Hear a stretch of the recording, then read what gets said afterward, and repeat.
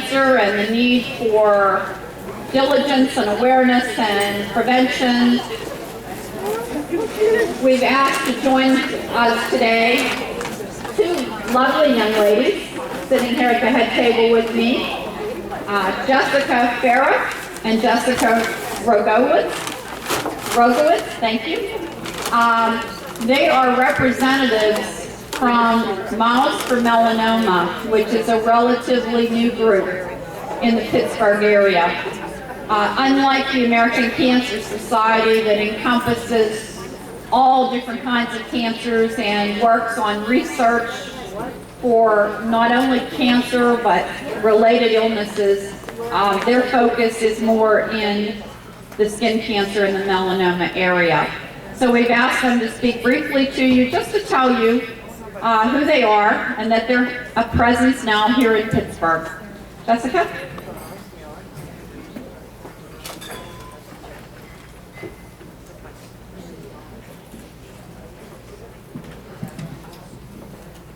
All right, good afternoon, everyone. We're excited to be here today to speak with you, and we thank the American Cancer Society for inviting us and for spreading this very, very important message and helping us to spread it.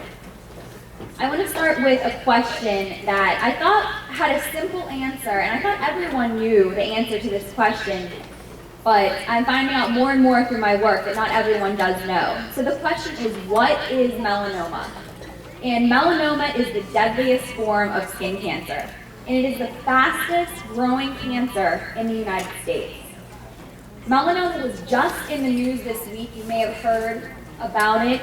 A study was released by the Mayo Clinic that found that the incidence of melanoma in young adults has soared, with a 6-fold increase in the past 40 years.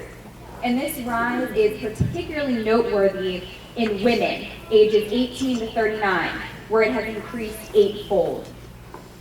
Melanoma does not discriminate. Anyone can get melanoma. And while using tanning beds and having unsafe exposure to the sun, of course, increases your risk of getting melanoma, it doesn't matter. If you're young, old, dark-skinned, light-skinned, it's crucial for everyone to have yearly skin exams by a dermatologist.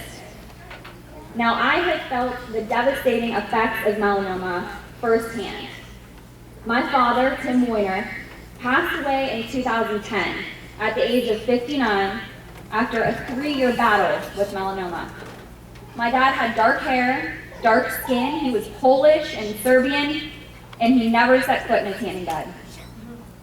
When he and my mom noticed this ugly-looking mole on his side, it was already stage 3 melanoma, and it had spread to his lymph nodes. And it was raised above the skin. It was multiple colors, different shades of brown and black. It had a red ring around the outside of the mole. And these are all things that my family now knows that you need to look for on your body, any changes in a mole that means you need to get to the doctor right away. Now, my dad had chemo and radiation treatments. He even participated in several clinical trials. But the cancer was so aggressive that it spread to his lung, his liver, his spine, and eventually to his brain. My dad never thought a mole would take his life.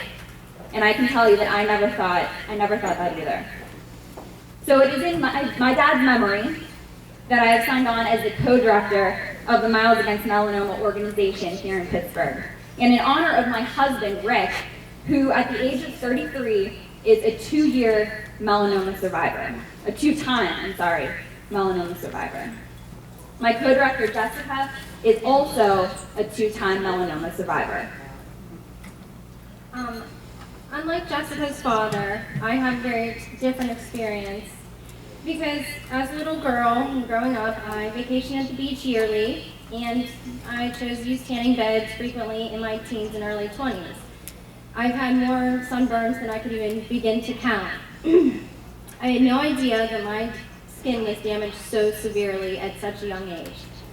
My carefree and invincible attitude came to a crashing halt 3 days before I turned 25 years old on Halloween Day of 2007 when I was diagnosed with melanoma for the first time.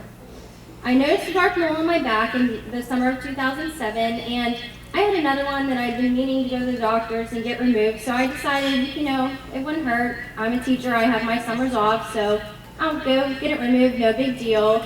And honestly, my mole was flat to my skin. If you would put the tip of an eraser over the mole, you would completely cover it. It wasn't anything very big, but it was dark and it was new and it just stuck out as something unusual.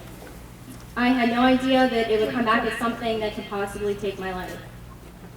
I thought skin cancer was just a simple mole removal. I soon learned that it is way more than that. After my first surgery, I had a drain tube in my back and I had a few lymph nodes removed under my arm to see if the cancer had spread to any other parts of my body. Luckily, they caught it early before it had spread.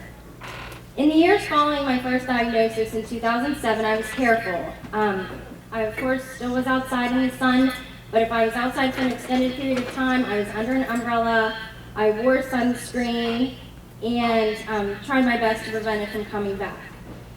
Then in the summer of 2011, this past summer, I had noticed another dark mole on the back of my right leg.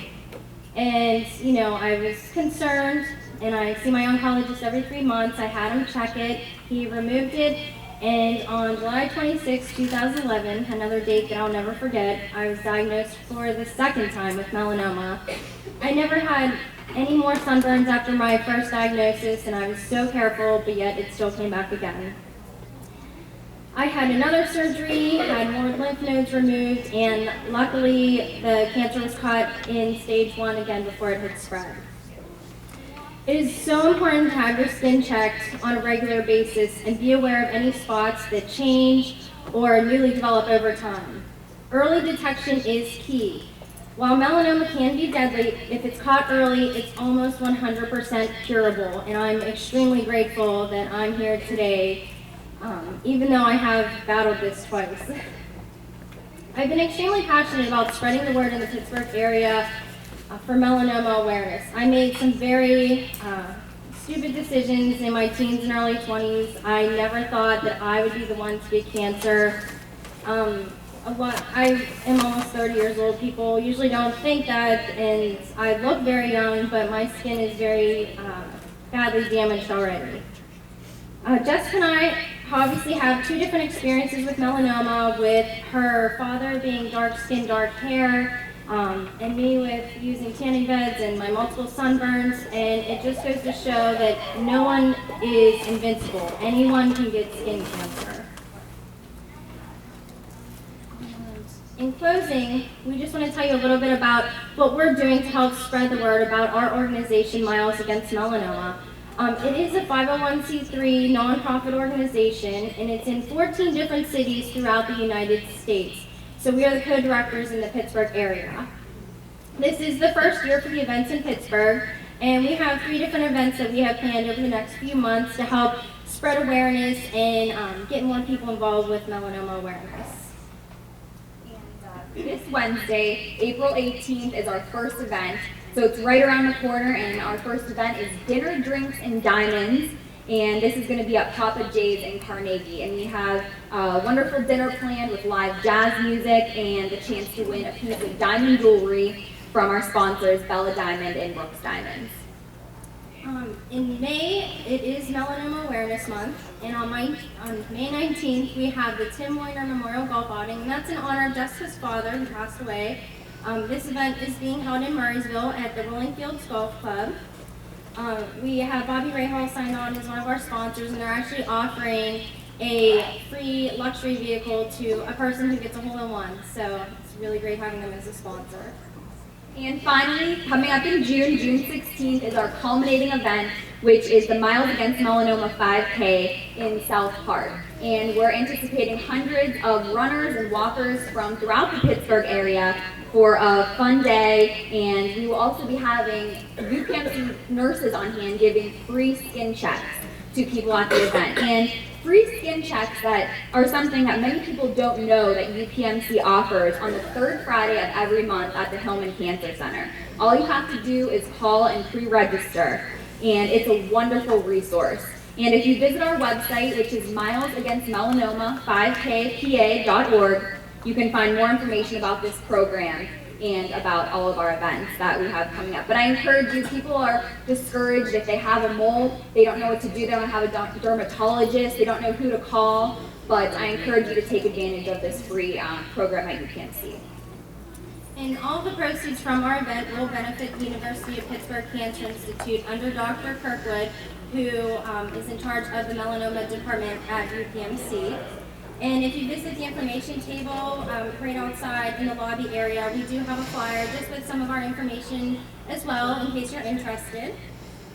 And I just thank you all very much for your attention, and I thank you to the American Cancer Society for having us here today. If you just remember one thing from our message to you today, please remember to make an appointment with a dermatologist to have a yearly skin exam. Thank you very much.